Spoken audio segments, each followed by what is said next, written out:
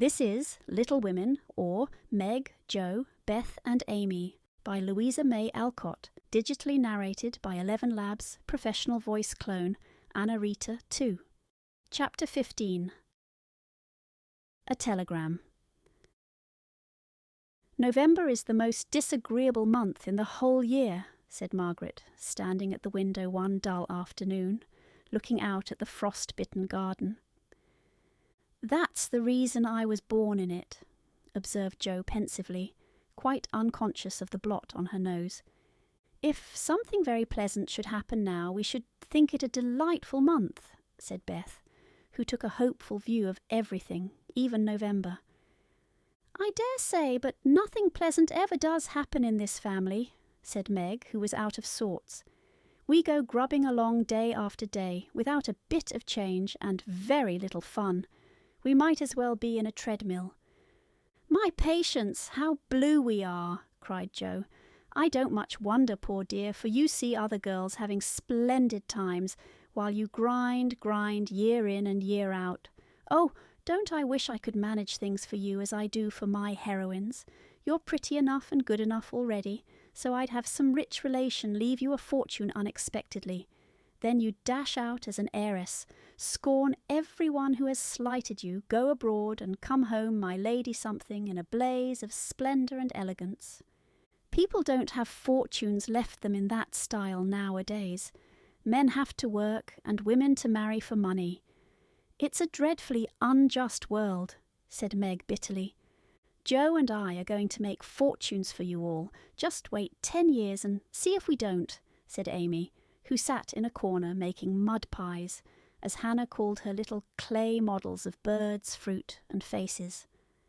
Can't wait, and I'm afraid I haven't much faith in ink and dirt, though I'm grateful for your good intentions. Meg sighed and turned to the frost-bitten garden again. Jo groaned and leaned both elbows on the table in a despondent attitude, but Amy spatted away energetically, and Beth, who sat at the other window, said, smiling, "Two pleasant things are going to happen right away. Marmee is coming down the street, and Laurie is tramping through the garden as if he had something nice to tell." In they both came, Mrs. March with her usual question, "Any letter from father, girls?" and Laurie to say in his persuasive way, "Won't some of you come for a drive? I've been working away at mathematics till my head is in a muddle, and I'm going to freshen my wits by a brisk turn. It's a dull day, but the air isn't bad, and I'm going to take Brooke home, so it will be gay inside if it isn't out. Come, Jo, you and Beth will go, won't you?" "Of course we will." "Much obliged, but I'm busy." And Meg whisked out her work-basket, for she had agreed with her mother that it was best, for her at least, not to drive often with the young gentleman. "We three will be ready in a minute," cried Amy, running away to wash her hands. "Can I do anything for you, Madam Mother?" asked Laurie, leaning over Mrs. March's chair with the affectionate look and tone he always gave her. "No, thank you, except call at the office if you'll be so kind, dear. It's our day for a letter, and the postman hasn't been. Father is as regular as the sun, but there's some delay on the way, perhaps." A sharp ring interrupted her, and a minute after Hannah came in with a letter. "It's one of them horrid telegraph things, Mum," she said, handing it as if she was afraid it would explode and do some damage. At the word telegraph, Mrs. March snatched it, read the 2 lines it contained, and dropped back into her chair as white as if the little paper had sent a bullet to her heart. Laurie dashed downstairs for water while Meg and Hannah supported her, and Jo read aloud, in a frightened voice, "Mrs. March, your husband is very ill. Come at once. S. Hale, Blank Hospital, Washington." How still the room was as they listened breathlessly, how strangely the day darkened outside, and how suddenly the whole world seemed to change as the girls gathered about their mother, feeling as if all the happiness and support of their lives was about to be taken from them. Mrs. March was herself again directly, read the message over and stretched out her arms to her daughters, saying, in a tone they never forgot, I shall go at once, but it may be too late. Oh, children, children, help me to bear it." For several minutes there was nothing but the sound of sobbing in the room, mingled with broken words of comfort, tender assurances of help, and hopeful whispers that died away in tears. Poor Hannah was the first to recover, and with unconscious wisdom she set all the rest a good example, for, with her, work was the panacea for most afflictions. "The Lord keep the dear man. I won't waste no time a-crying, but git your things ready right away, Mum," she said heartily, as she wiped her face on her apron, gave her mistress a warm shake of the hand with her own hard one, and went away to work like 3 women in one. "She's right. There's no time for tears now. Be calm, girls, and let me think." They tried to be calm, poor things, as their mother sat up, looking pale but steady, and put away her grief to think and plan for them. "Where's Laurie?" she asked presently, when she had collected her thoughts, and decided on the first duties to be done. "Here, Ma'am. Oh, let me do something," cried the boy, hurrying from the next room, whither he had withdrawn, feeling that their first sorrow was too sacred for even his friendly eyes to see. "Send a telegram saying I will come at once. The next train goes early in the morning. I'll take that." "What else?" "The horses are ready. I can go anywhere, do anything," he said, looking ready to fly to the ends of the earth. "Leave a note at Aunt March's. Joe, give me that pen and paper." Tearing off the blank side of one of her newly copied pages, Joe drew the table before her mother, well knowing that money for the long, sad journey must be borrowed, and feeling as if she could do anything to add a little to the sum for her father. "Now go, dear, but don't kill yourself driving at a desperate pace. There is no need of that." Mrs. March's warning was evidently thrown away, for 5 minutes later Laurie tore by the window on his own fleet horse, riding as if for his life. "Joe, run to the rooms and tell Mrs. King that I can't come. On the way, get these things. I'll put them down, they'll be needed, and I must go prepared for nursing. Hospital stores are not always good. Beth, go and ask Mr. Lawrence for a couple of bottles of old wine. I'm not too proud to beg for father. He shall have the best of everything. Amy, tell Hannah to get down the black trunk. And Meg, come and help me find my things, for I'm half bewildered." Writing, thinking, and directing all at once might well bewilder the poor lady, and Meg begged her to sit quietly in her room for a little while and let them work. Everyone scattered like leaves before a gust of wind, and the quiet, happy household was broken up as suddenly as if the paper had been an evil spell. Mr. Lawrence came hurrying back with Beth, bringing every comfort the kind old gentleman could think of for the invalid, and friendliest promises of protection for the girls during the mother's absence, which comforted her very much. There was nothing he didn't offer, from his own dressing gown to himself as escort, but that last was impossible. Mrs. March would not hear of the old gentleman's undertaking the long journey, yet an expression of relief was visible when he spoke of it, for anxiety ill fits one for travelling. He saw the look, knit his heavy eyebrows, rubbed his hands, and marched abruptly away, saying he'd be back directly. No one had time to think of him again till, as Meg ran through the entry with a pair of rubbers in one hand and a cup of tea in the other, she came suddenly upon Mr. Brooke. "I'm very sorry to hear of this, Miss March," he said, in the kind, quiet tone which sounded very pleasantly to her perturbed spirit. "I came to offer myself as escort to your mother. Mr. Lawrence has commissions for me in Washington, and it will give me real satisfaction to be of service to her there." Down dropped the rubbers, and the tea was very near following, as Meg put out her hand, with a face so full of gratitude that Mr. Brooke would have felt repaid for a much greater sacrifice than the trifling one of time and comfort which he was about to make. "How kind you all are! Mother will accept, I'm sure, and it will be such a relief to know that she has someone to take care of her. Thank you very, very much." Meg spoke earnestly and forgot herself entirely, till something in the brown eyes looking down at her made her remember the cooling tea and led the way into the parlour, saying she would call her mother.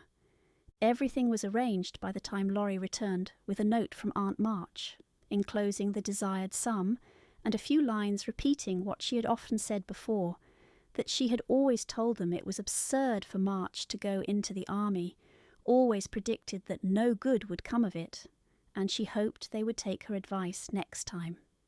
Mrs. March put the note in the fire, the money in her purse, and went on with her preparations, with her lips folded tightly, in a way which Jo would have understood if she had been there. The short afternoon wore away, all the other errands were done, and Meg and her mother busy at some necessary needlework, while Beth and Amy got tea, and Hannah finished her ironing with what she called a slap and a bang. But still Jo did not come. They began to get anxious, and Laurie went off to find her, for no one ever knew what freak Jo might take into her head. He missed her, however, and she came walking in with a very queer expression of countenance, for there was a mixture of fun and fear, satisfaction and regret in it, which puzzled the family as much as did the roll of bills she laid before her mother, saying with a little choke in her voice, "That's my contribution towards making father comfortable and bringing him home. My dear, where did you get it? $25? Jo, I hope you haven't done anything rash." "No, it's mine, honestly. I didn't beg, borrow, or steal it. I earned it, and I don't think you'll blame me, for I only sold what was my own." As she spoke, Jo took off her bonnet, and a general outcry arose, for all her abundant hair was cut short.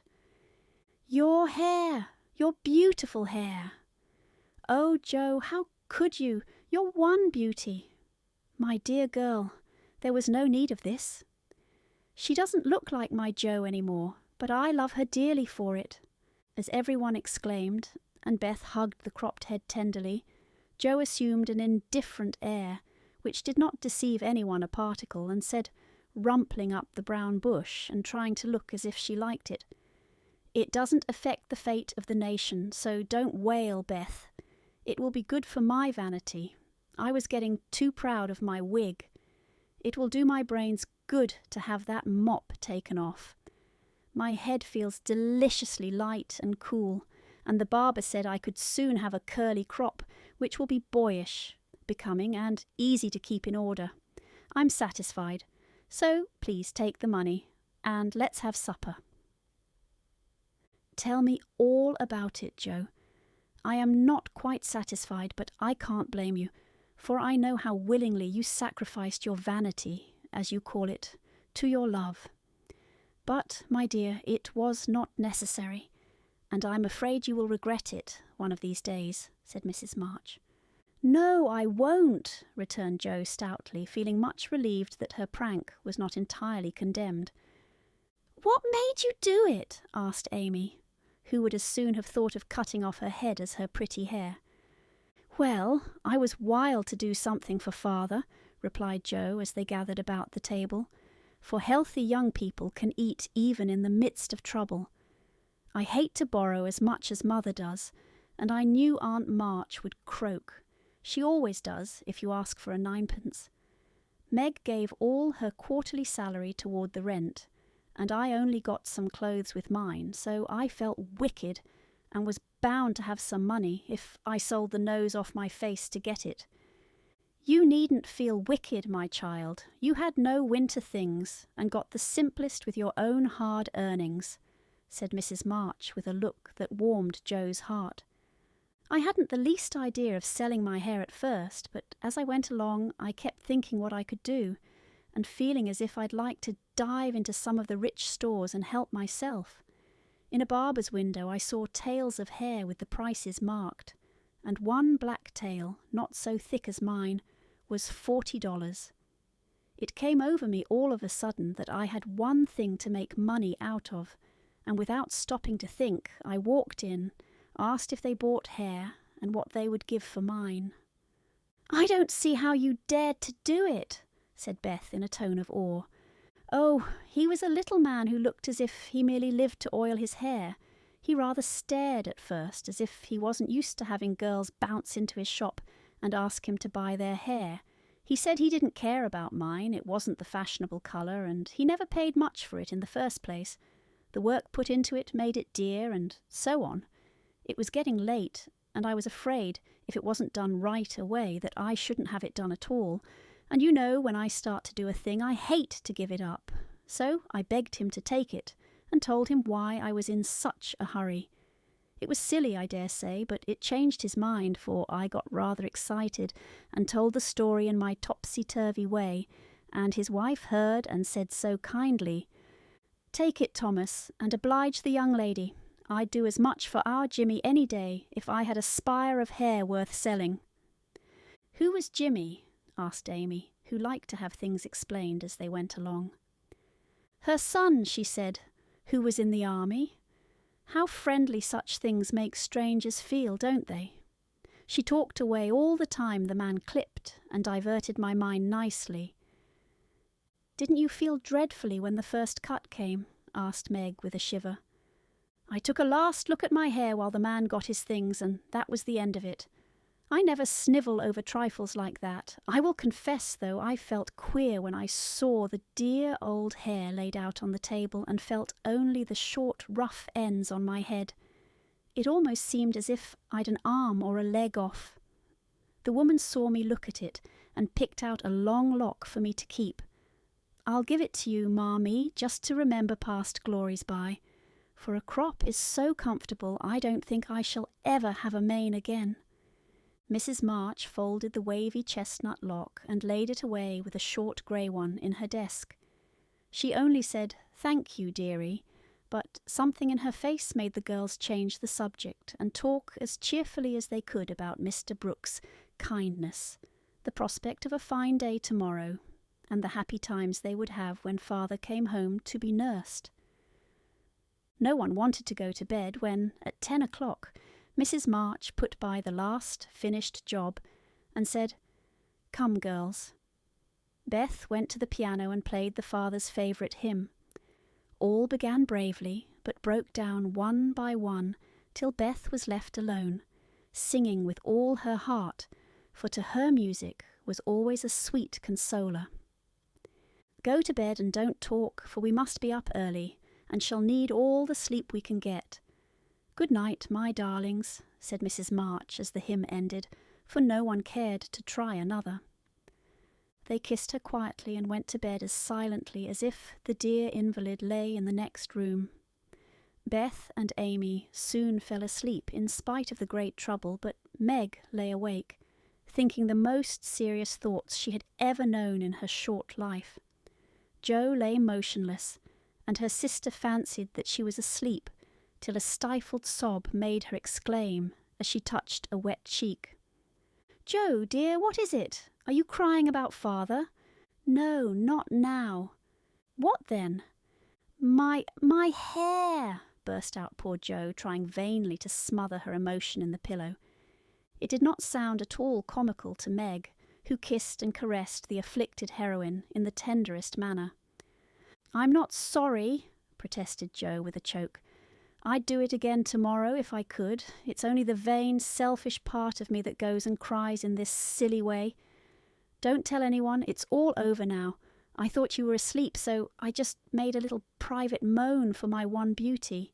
How came you to be awake?" "I can't sleep, I'm so anxious," said Meg. "Think about something pleasant and you'll soon drop off." I tried it, but felt wider awake than ever. "What did you think of?" "Handsome faces, eyes particularly," answered Meg, smiling to herself in the dark. "What colour do you like best?" "Brown, that is, sometimes blue, are lovely." Jo laughed, and Meg sharply ordered her not to talk, then amiably promised to make her hair curl, and fell asleep to dream of living in her castle in the air. The clocks were striking midnight, and the rooms were very still, as a figure glided quietly from bed to bed, smoothing a coverlid here, settling a pillow there, and pausing to look long and tenderly at each unconscious face, to kiss each with lips that mutely blessed, and to pray the fervent prayers which only mothers utter. As she lifted the curtain to look out into the dreary night, the moon broke suddenly from behind the clouds, and shone upon her like a bright, benignant face which seemed to whisper in the silence, "Be comforted, dear soul, there is always light behind the clouds."